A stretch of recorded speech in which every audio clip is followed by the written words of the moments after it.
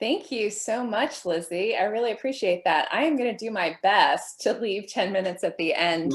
I have taught this as a 90-minute workshop, and I've taught this as a 2-hour workshop. This is my first time trying to get all the content in about 40 to 50 minutes. So we'll see how I do with it. We're here to talk about how to teach philosophy in an asana class, and specifically without some of the fears that many of us have when it comes to incorporating philosophy into asana classes. So we'll get into that in a moment. I want to just recognize who this is for. This is for yoga teachers, and specifically yoga teachers who feel called to teach the philosophy of yoga, but don't necessarily know how to start, or maybe you're already doing it, but you want to learn how to do it more skillfully. That's what we're going to cover today. And I think I'm just going to skip this part about who I am, since Lizzie already introduced me. And like I said, we've got a lot to cover. So speaking of that, we're going to talk about why it's helpful and why you might want to incorporate philosophy into your classes, the 3 most common fears that prevent a lot of yoga teachers from incorporating philosophy into their classes, and then, of course, how to overcome them, how to choose the best yoga philosophy topics for asana classes. I'm going to share my personal formula, what I use when I teach classes for crafting a philosophy infused class, and my suggestions for where and how to find topics, also some resources for further study. So that's what today's going to look like. And I would love to hear in the chat, we'll do this real briefly, really quickly. Why are you here? Why are you interested in incorporating philosophy? Because I think when we are clear about why we want to do something, then we actually pay better attention and we absorb better. So that's why I start with this. So just tell me in the chat why you signed up for this class and what you're hoping, what are you hoping will happen for your students or for yourself as you incorporate more philosophy into your classes? Elizabeth wants to create a more authentic class and celebrate diversity. Cindy wants to be true to the origins of yoga, share with a broader audience. Anne says the philosophy is the bedrock of the practice. Joe wants to go beyond the physical. Amy says, I want my students to go deeper in their practice. So this is all wonderful. I mean, this is true. I was in the very beginning, was it Kate? Yeah, Kate, who's the assistant here, was saying, oh, I'm not very good at yoga. I'm not very advanced. And at the moment, I didn't say anything because it just wasn't the right moment, but I wanted to bring this up and just to say, hey, being good at the yoga poses has nothing to do with being good at yoga. So this is the good news. This is the good news for our students. This is the good news for us as teachers, especially if we happen to inhabit bodies that don't find yoga postures particularly easy, that you can use the postures almost as a laboratory for experimenting with the philosophy. And that's what we're going to talk about today. So here are some reasons why I think it's helpful to incorporate philosophy into your classes, even if you don't relate to every single aspect of yoga philosophy or understand every single aspect.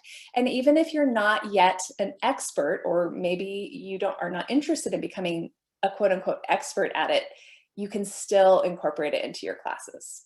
So some of you already mentioned it's the right thing to do for the yoga tradition, to honor the tradition of yoga. So that's a really great reason.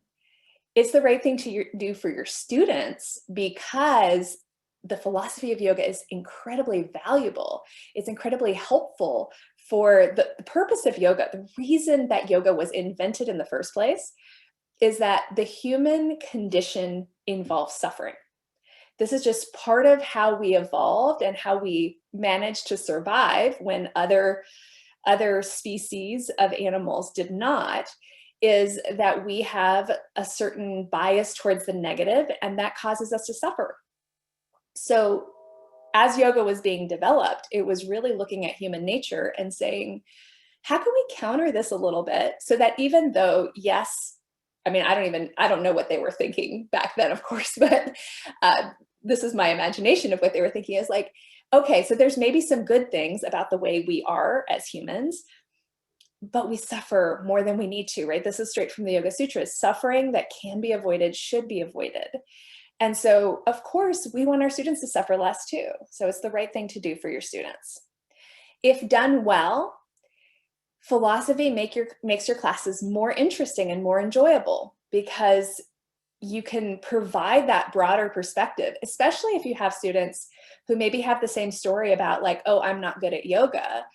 You can show them that actually maybe they are good at yoga. In fact, I have found I've been teaching for about 16 years, and a lot of times some of the students that maybe are not as talented at the postures are much more talented when it comes to the mind. So you can kind of allow your students to have a different entryway into their experience of themselves as a yoga practitioner. Teaching the philosophy can also set you apart from other teachers. Now, to be completely upfront, some people aren't going to like it, right? Some people are going to show up at a yoga class expecting a physical practice, and they're not going to resonate with the philosophy. And that is okay, because if you know that teaching the philosophy is the right thing to do, then you're going to attract the students that agree with you. You're going to attract the students that are interested in it. And so you'll have kind of a stronger relationship, I believe, with your students. And finally, teaching helps us learn. So this is one of the beautiful things about being a yoga teacher. This is one of the reasons I love teaching yoga so much. I love teaching the philosophy, is that the more I teach, the more I learn, because the best teachers are students first.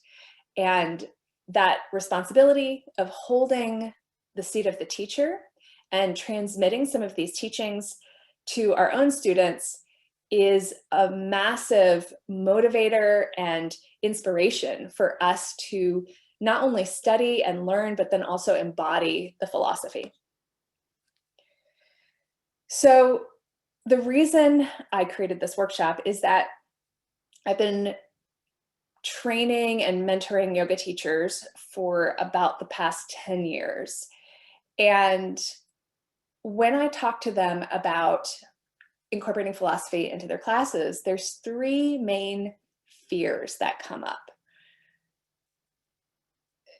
The fear of your students judging you as being preachy, boring, or clueless. So let's unpack these a little bit. And I would also love to hear in the chat which of these you relate to specifically. Have you ever had one of these fears or multiple? And if so, which ones? Okay. So as you all are sharing your own experience in the chat, I'm going to go through each one of these. And I want you to ask yourself, especially around the one or ones that you have felt, when is someone preachy? What are the connotations of the word preachy? Someone is preachy when they're trying to convince you of something that you don't believe. Now, the interesting thing about yoga philosophy is it's actually not predicated on belief. Yoga philosophy does not ask you to believe anything. It's a system that invites you to test each concept against your own lived experience. And we'll get into that more later. But when you present ideas from yoga philosophy to your students, you want to do so within that context of your lived experience. If you have absorbed and practiced the experience of whatever it is that you're teaching, and you're just sharing it without the sense of, I need to convince somebody of something, then you're not going to seem preachy. So let's talk about boring. When is someone boring? A topic or a person is boring when it doesn't feel relevant to your life. So think of a person who just goes on and on about themselves and never asks about you, right? You're at a party and you meet somebody and they just start going off on a monologue about themselves, and they never ask, how about you? Or try to see, if you've had the similar experience. That's why it's important whenever you teach a concept from yoga philosophy to make the teaching universal. In the last slide, the last section, I talked about, hey, make it personal. Make sure that you have explored each of these topics personally and make it universal. Make sure that you relate everything you teach back to something that you know your students care about. So this is an invitation to get to know your students well. It's harder when you have lots of people in drop-in classes, but you can tell to some degree, you can get some sense of your students by watching them, by listening to them, by paying attention to them. So always ask yourself, so what? Why does this matter to my students? And how can this teaching help them suffer less? Is there any way I could frame this teaching in a way that feels like it's about them rather than about me? And when does a person seem clueless? So cluelessness comes from a lack of integration, meaning that you're kind of parroting something that somebody else has said, but you don't fully understand it. And in order to teach philosophy in a way that feels relevant, that feels integrated, you have to put the ideas into practice. So you can't just say, oh, this sounds interesting. My teacher was talking about this philosophical concept. Now I'm going to share it with my class. There's a step in between, and that step is practicing. Like, find some way to practice it. And once you've experienced the results for yourself, then you can share about it in a way that seems natural, but also authoritative, because this is your lived experience. So let's talk a little bit about how to choose topics to share in your classes, because not every philosophical topic will lend itself to asana. And you don't need to be constantly coming up with new ideas. This is one of the mistakes that I see a lot of yoga teachers make, is this urgency or this sense like my students are going to get bored if I don't constantly come up with new ideas. And the truth is that the conditions of human suffering are pretty similar. Like, there's just a few things that we struggle with all the time. And so you will find over time your themes that work really well in your classes, and it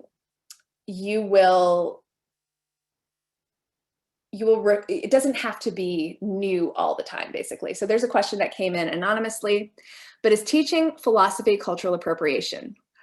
As a middle-aged white lady, is it okay for me to bring in philosophy? It doesn't belong to me, and I'm not an expert, and I don't know everything. I very much want to honor the practice and the legacy, but I don't want to be a thief or a cultural colonizer. Okay, so first of all, as a fellow white person, it is not my place to tell you what is or isn't cultural appropriation. I have had a lot of conversations with yoga teachers of Indian descent, and there is a variety of opinions. So you could certainly, if you want to find somebody to tell you that you shouldn't do it, you can find somebody to tell you that you shouldn't do it. If you want to find somebody to tell you absolutely you must do it if you're teaching yoga at all, you must incorporate the philosophy, right? And everything in between. So I can't answer that for you. What I will say is that the yoga teachers who teach about cultural appropriation that I have spoken with personally feel much more hurt by yoga teachers who don't teach philosophy than the ones that do. And now, again, this does not mean like pretend to be an expert about it. It does not mean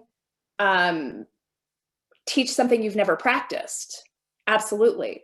What it does mean is let's not divorce the philosophy from the asana, because that overall seems much more hurtful and harmful than, you know, sincerely being a student of philosophy and sharing that studentship. Okay, so yoga philosophy is intricate, and it can seem overwhelming. It can seem like, oh my gosh, it's too much. I cannot ever know enough to share it. But the aims of yoga are quite simple. the truth is, I mean, if you go back to the Yoga Sutras, it starts with a very simple concept. And this is the way that the Yoga Sutras in specific, and my understanding from some study is that this was a common organization of philosophical texts of the time, is that it starts with the simplest, as in, if you can understand this, then you don't need the rest of this text, right? This is very different from our current modern format of putting together an outline that starts at the beginning and ends at the end. The Yoga Sutras is basically like, if you can embody the first 5 or 6 or 7 sutras, then that's good. You don't need the rest of it, but most of us need more, right? There's just, according to the Yoga Sutras, so I already mentioned this earlier actually, but yoga is intended to reduce suffering. Like, that's what we're there for, to remember the truth and the wholeness of who we are, to remember and connect to the part of ourselves that doesn't need anything, which is so alien to capitalism and modern culture, and why I think yoga has had this renaissance and this resurgence, because it's an antidote to the messages we're being fed all the time. So according to yoga philosophy, there's 5 causes of suffering. Avidya, which is ignorance. Asmita, misidentification, sometimes translated as ego. It's basically like only seeing the side of yourself that is material and changing, and having no connection to that deeper self that's already whole. Raga, or attachment. And attachment means specifically the attachment that causes suffering, right? So you can be attached to your child, right? You can love and have secure emotional attachment to your child. But let's say if you have an attachment to your child becoming a doctor, that would be a dysfunctional type of attachment. Dvesha, aversion, kind of the polar opposite of attachment. And then abhinivesha, or fear of death, this sense of wanting to grip to life to the point that you don't live anymore, right? Always seeking safety over presence. But the root is the first, right? This is the same format. This is the same format as the whole Yoga Sutras, where we start with what's most important. And maybe you don't need anything else, ignorance. So the ignorance we're talking about, though, is not the knowledge of philosophy, for example. It's not about like knowing the Sanskrit. It is the ignorance of who you are at your essence. It's the ignorance of there is more than this material realm, and let's have a little perspective. So the purpose of yoga, right, the way that we reduce suffering, is to reveal our true nature, or to reveal the essence that's unchanging, the essence that's whole. And from this perspective, you are enough, and you know enough to share some yoga philosophy with your classes. If nothing else, if you share, hey, there's a part of you that's unchanging and completely whole and perfect as you are, you're sharing yoga philosophy. And you don't need to use any Sanskrit.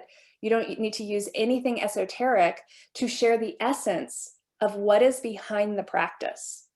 What are we actually trying to do with this practice? We're trying to suffer less. And how do we suffer less?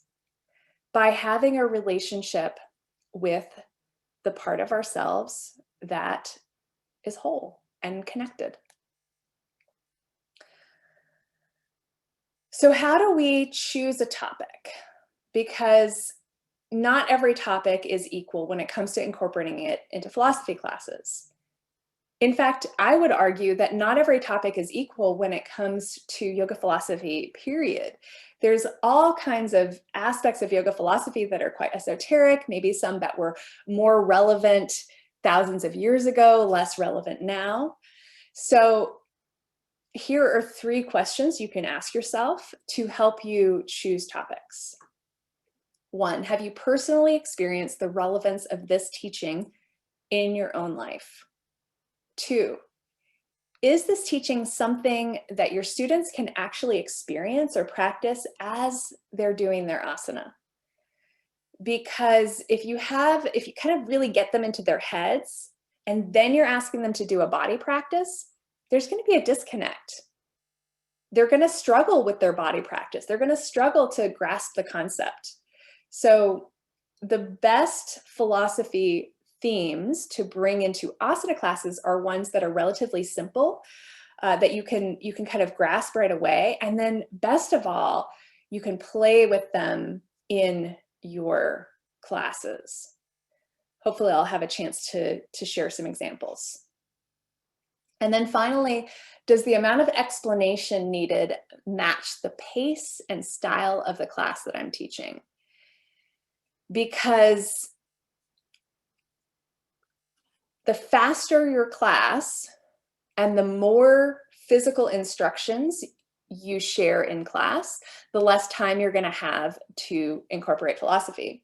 I would say that one of the biggest challenges with incorporating philosophy is also leaving enough space for silence.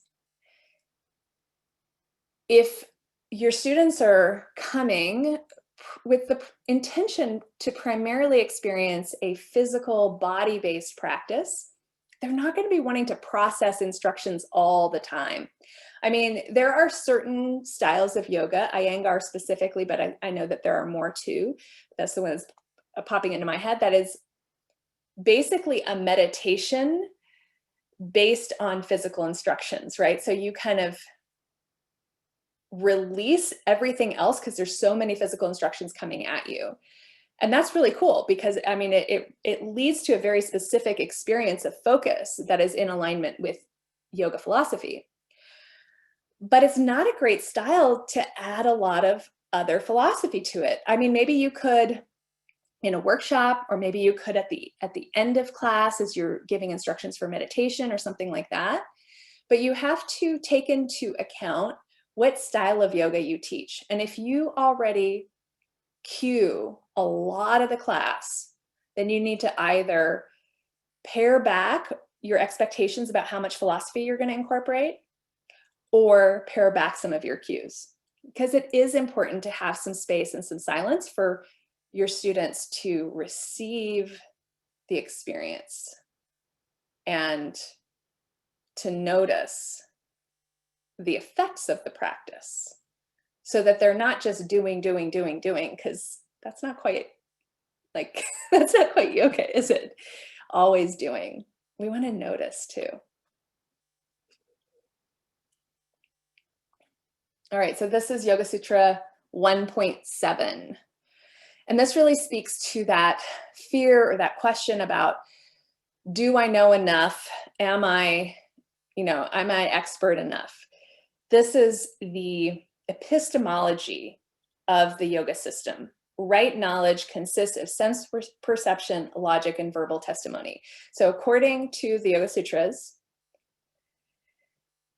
humans have 3 main ways of figuring things out. Sense perception, your lived experience. Logic, how does your lived experience connect and overlap with what other people are saying and what you read and what you observe? And then finally, verbal testimony. Verbal testimony is about reading books, reading texts, and learning from teachers, from people that you respect.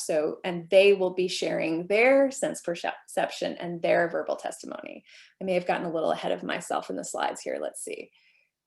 All right, I think this is okay still. How do we know what we know? 1, we've experienced it personally. 2, we have inferred it. And 3, we've heard about it from someone we trust who has either lived it or inferred it. Now, none of these ways of knowing alone is reliable because they're all subject to cognitive bias and misunderstanding. But if we have all three in place, then we've really done due diligence to discern the truth to the best of our ability. So that means that whenever possible, we want to have personal experience. We want to measure that personal experience against what other people say, what we observe, our past experience. And then we want to also measure that against what our teachers say and what the texts say. So as you're considering topics to bring into class, ask yourself how many of these ways of knowing apply. And at the same time, stay connected to the fact that your truth is going to evolve over time. So what you know now is not truth with a capital T, it's a process.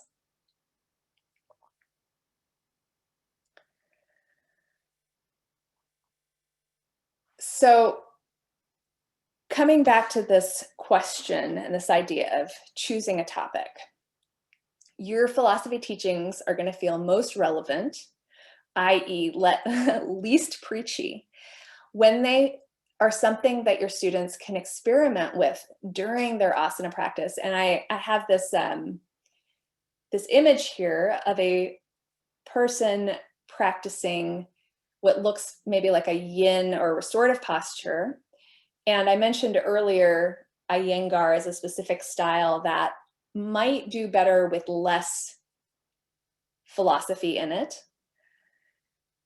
Yin is a style that, again, you wouldn't want to overload people during their yin practice, but there's lots of space there. So there's a lot more room to incorporate philosophy into a slower moving class.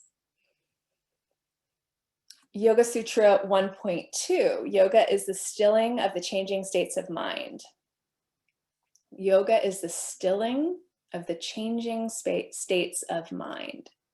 So here is a beautiful, simple concept that you can invite your students to observe and experiment with through the entire practice. You can invite your students to notice the gaps between their thoughts during the practice. And you can also invite them to compare the difference in their quality of mind when they first start and at the end. So this is an example of a type of theme or philosophical concept that works really well in the class because they can gain a sense of lived experience in that hour or hour and a half that you're together. Here's another one, Abhyasa Vairagya. The balance between doing the work and letting go of the results of that action, right? Abhyasa is consistent practice over a long period of time. And Vairagya is meeting the moment as it is and really commitment to experiencing the most fundamental level of truth. So a way to experience Abhyasa Vairagya in an asana class would be to practice doing each asana with curiosity instead of a predetermined outcome.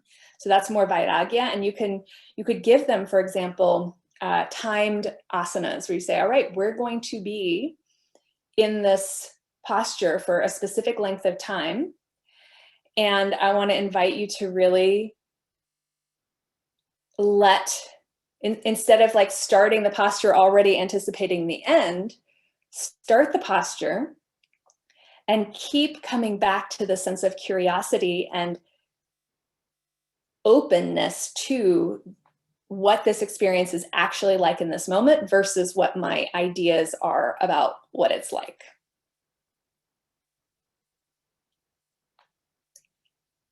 So this is that, I think this is the third question I had you ask yourself. Does the amount of explanation needed match the pace and style of the class I teach? I've gone over this a lot, so I'm gonna just kind of skip through this. All right, so my personal structure, this is in no way am I saying that this is how you should do it, but it can be really helpful to have examples. And so I'm going to share how I structure my classes. I structure my classes generally to include, so actually this is what I do when I'm planning my classes, not necessarily how I'm teaching it, but when I'm planning my class, I will do some personal inquiry first. So if I have an idea of the theme, I will journal just kind of freehand and just what has my own lived experience been of this topic. Then I will create an introduction of the topic, a guided meditation. Maybe I'll plan some ideas about how to weave the teaching into the pose instructions, probably, but if it's something I've taught a lot, I might not plan that ahead of time. I will also incorporate the teaching into the Shavasana instructions. I don't teach generally throughout the entire Shavasana, but I'll just kind of weave it back in a little bit. And then I'll finish with an invitation to bring the practice outside of class. So that's my overall structure. And I think I'll get into each of these in a little bit more detail. I think we're doing okay on time. So as I mentioned before, the first step is for me to check in and to do my own personal inquiry work about the topic. How is this topic personal to you? And perhaps is there a story from your life that could relate? How is it universal? How is it applicable to everyone? And how does this idea apply to asana? So there's a question, what does that mean, weave the teaching into the pose instructions? So I gave a bit of an example, but there's so many different ways you could interpret this. When I said, hey, we're gonna hold this posture for 3 minutes, and instead of, going into your stories around whether that's a long time or a short time, or that's gonna be hard or that's gonna be easy, let's really observe this posture as it is, right? So what that means, weaving the teaching into the pose instructions means explicitly sharing with your students how they can practice this concept in an asana practice as they practice asana.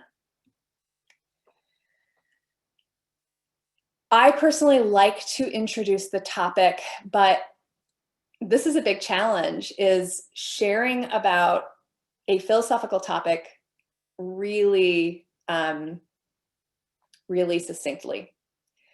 So Amy's asking, could you give a philosophy example? Well, Abhyasa Vairagya are concepts. You pick one sutra from the Yoga Sutra, that's a philosophical concept. Even if you share, yoga aims to reduce suffering, or yoga is about reconnecting with the part of ourselves that's whole and needs nothing. Each of these are examples of philosophy. So that's why I highly recommend just picking one, right?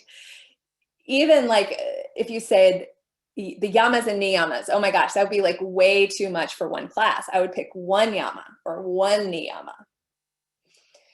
You want to know who your students are as much as possible, know what their backgrounds are. Did they just come from work, or is this first thing in the morning? Is this like their weekend celebration? Know who they are as much as possible. When you create your intro, it can be really helpful to kind of pick one actual student that represents, not the average student, I would say, but somebody who represents your student base. And practice and time yourself, especially when you first start doing this, because what you really want to avoid is a 10-minute introduction. I mean, people are going to be so antsy to move by the end of that time. So it's got to be very succinct. And that's why this is the part that I will plan the most when I'm teaching a class is the intro. And I'll even often rehearse the intro and time myself and make sure that I can really do this in 3 minutes or less. I like to then move from the intro straight into a meditation. Personally, I like reclined meditations because most of our students are sitting too much of the day anyway, and starting a yoga class in a seated position, it just can be distracting for them and their ability to tune in and check in. But you want to know your students, and if you want to start seated, that works too. But the idea is that you want to create awareness around the before state. And as much as possible, let the theme of whatever philosophical concept, whatever idea from yoga that you're teaching, let it inform the type of meditation that you teach. And perhaps invite them to notice the quality of mind or the quality of heart or the quality of presence that they're starting out, so that at the end, you can invite them to observe the journey and how far they've come.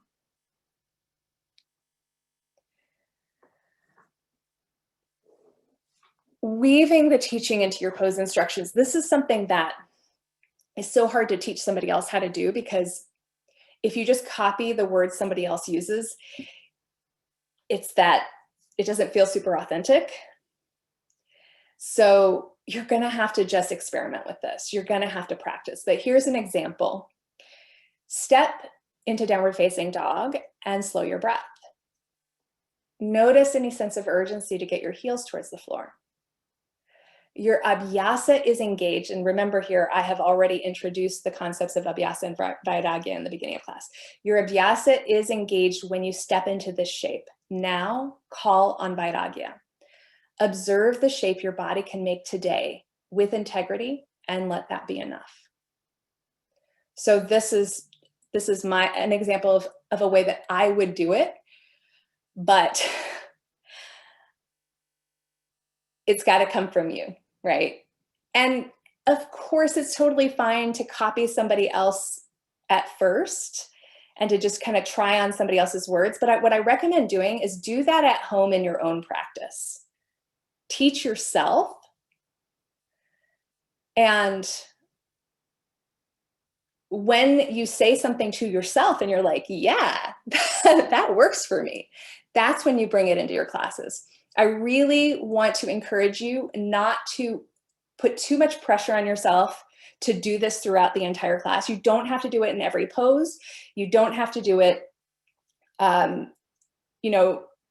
all the time with every instruction. Just experiment with this and let your skill grow over time, just with this focus and this intention to start letting the philosophy inform the shapes, letting the philosophy inform the asana practice. Once the asana has drawn to a close and it's time to integrate, then it's lovely if you can bring it back in a little bit with your shavasana instructions. I always first, before I start talking about anything philosophical, I always prioritize getting them into a shape that is comfortable for them, that they really can be not worried about what's going on physically. And I also personally like to give permission to not listen, because sometimes people just kind of slip straight into a meditative state and they don't need your words.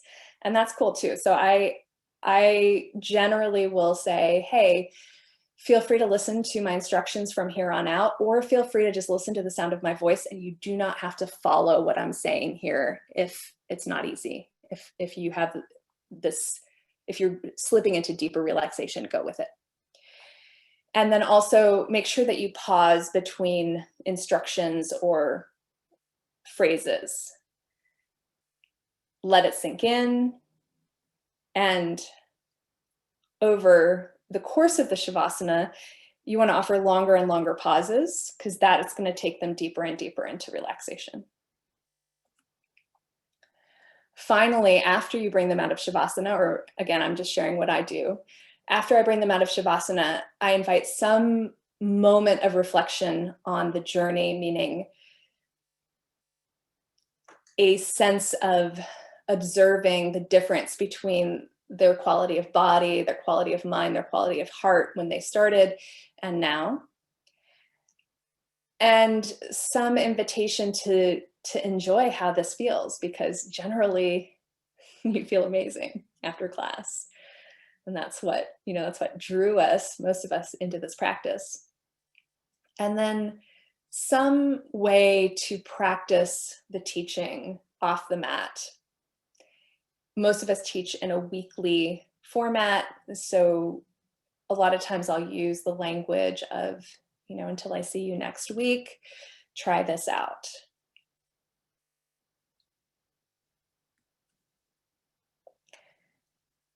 And so that kind of concludes my personal format, the way that I roughly structure my classes.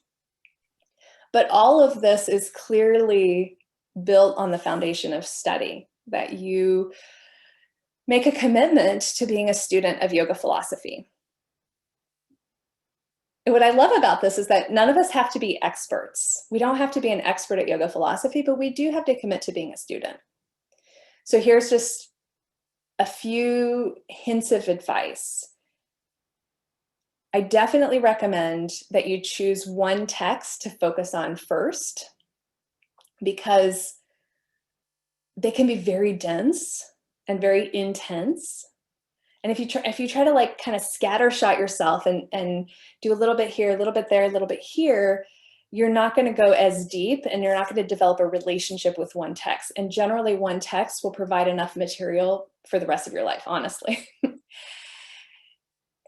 Don't be in a rush. You can do this a little bit at a time. Consistency over a long period of time, that's abhyasa, and that is much more effective than like trying to do a crash course, right? This is shown in studies again and again about learning, that if we try to cram for a test, we actually don't retain that knowledge, versus you make a commitment and you study a little bit, like a small doable amount regularly. Is that once a week? Is that once a month? That's really up to you. And then finally, I definitely recommend that you find a teacher to help you, meaning that you don't just take a book and try to decipher it without an actual living teacher. The teacher doesn't have to be live in person. There's some really excellent yoga philosophy courses that you can take where the teacher unpacks those texts in a way that's relevant to this day and age, basically. So here's some recommended texts. Feel free to screenshot this. The Bhagavad Gita is it's a small section of the Mahabharata, which is kind of one of the big epics of India. But the Bhagavad Gita is considered to be a yogic text, and it's considered to be a yogic text for householders, meaning that it's really about yoga in action. What you might have, I referred to the Yoga Sutras several times in this presentation. It's more accurately called the Yoga Shastra, and if you are interested in hearing about that, I think on the next slide I have a recommendation for a book, the biography of the Yoga Sutras by David Gordon White, which is kind of unpacks the text itself and all of the commentaries on it. But basically, a text plus a commentary is a shastra. The Upanishads, the Naradi Bhakti Sutra, the Recognition Sutras, the Heart Sutras, these are all some different options for text to study. And I do here have some recommendations. Again, you can screenshot this. The Yoga Sutras version that I like the best is this one by Edwin Bryant. And I like it because it's considered to be extremely accurate in its translation. And the reason it's so thick, I know it's a little intimidating, right? We know that the Yoga Sutras themselves is like, I don't know, isn't it like, I think it's like 186 aphorisms, so it should be like really thin. But he takes the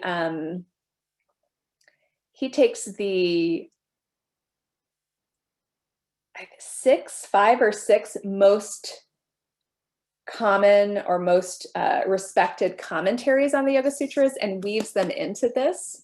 So that's what I really like about this, is that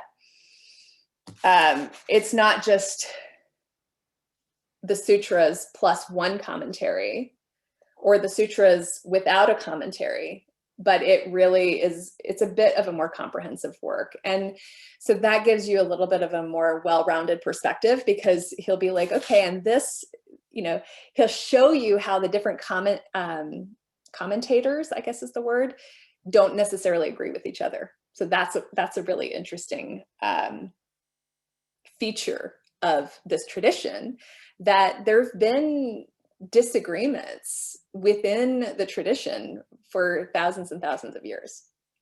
Okay, so yeah, again, feel free to screenshot this if you're interested in some of my recommendations. I tried to not give too big a list, and to start with recommendations for books that are relatively accessible. I see that Christine has recommended another book. That's great. I'm not familiar with that one, but worth checking out for sure. And that is what I have for today. So Lizzie, do we have other questions that have come in, or are we just opening the floor up to questions now?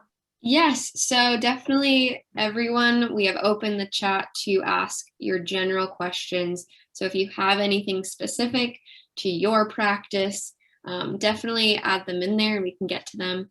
I have written down a few questions.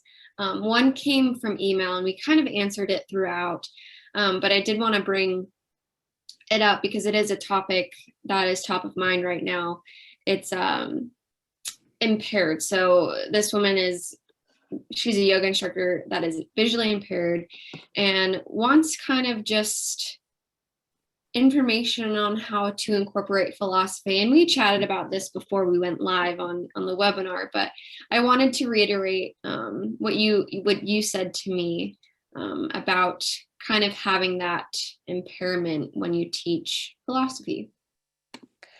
Well, you know, I mean, the beautiful thing about having any kind of different experience of being in the world is that it really gives you a different perspective on being able to apply the philosophy of yoga to your life. So this could be somebody who has a physical impairment. It could be somebody who is in the LGBTQ community, or somebody who is BIPOC.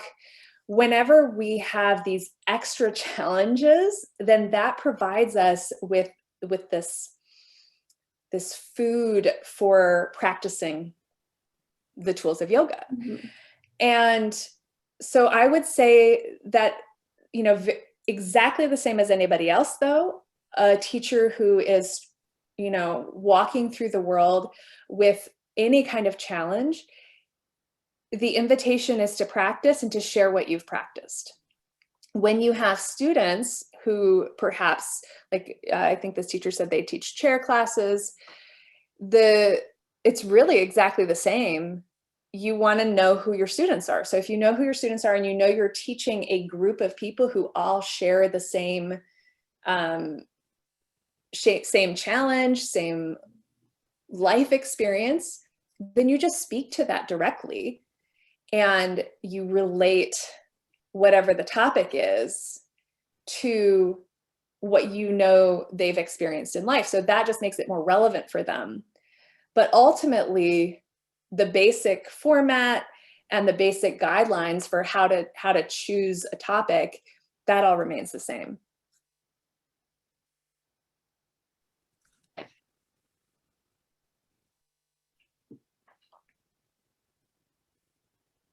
Any other questions, Lizzie? Sorry, you broke up a little bit on that. So in the chat, let us know if you didn't catch part of that, but thank you for answering that question, Mado. I did, it was just the last like 5 seconds of it. But yes. The last 5 seconds I just said, ultimately it's exactly the same. Yeah.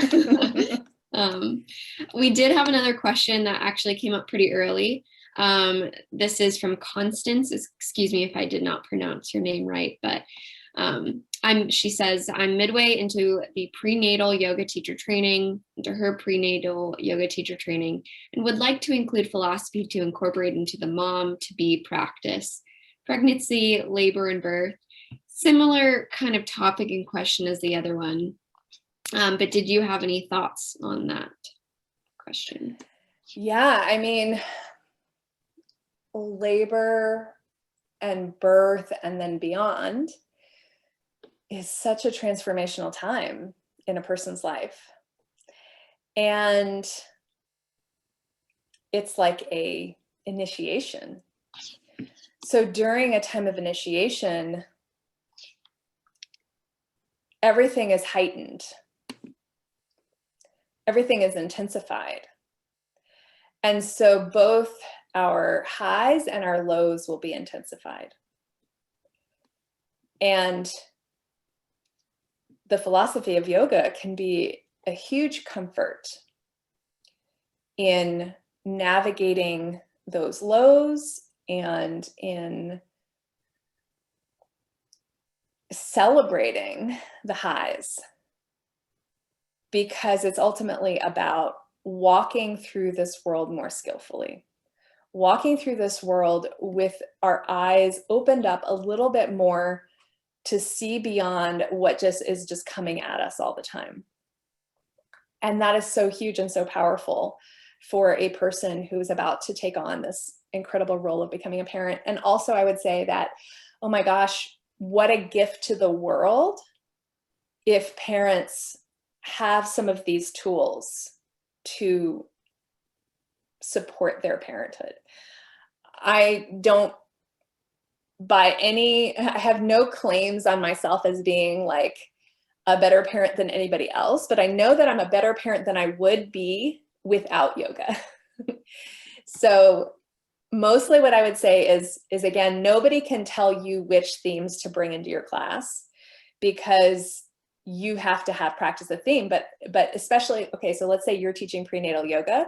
The first question is, are you a parent? If you're not a parent, there's just some extra challenges in place. I'm not saying you shouldn't teach prenatal, but if you are a parent, then you get to really check in with yourself about, all right, well, what teachings, what concepts from yoga philosophy have helped me as a parent?